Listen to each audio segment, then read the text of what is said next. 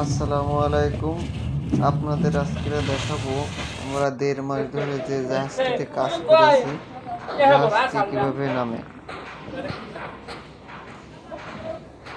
আরো 2-3 দিন আগে নামতো, কিন্তু পিছনে একটা সার্ভিস লঞ্চ থাকার কারণে আমাদের এই জাহাজটা নামাতে পারিনি। দেখুন কিভাবে নামে। আমাদের খুলনাতে এই জাহাজটা নামতে অনেকটা সময় লাগে, উঠাতে অনেকটা সময় লাগে, কিন্তু এখানে মুহূর্তের মধ্যে একটি জাহাজ নেমে যাচ্ছে। ভাবা যায়, দেখুন কিভাবে নামতেছে। এইটা হলো ঢাকা নারায়ণগঞ্জ বন্দর। এদের ডকগুলো দেখলে খুব ভালো লাগে।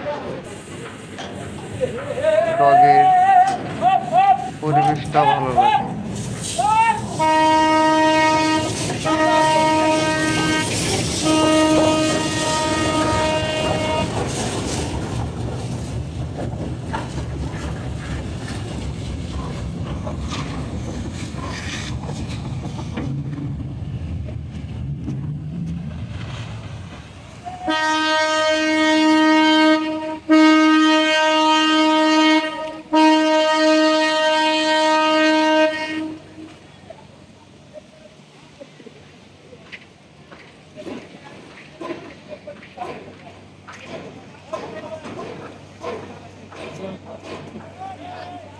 Hold it up.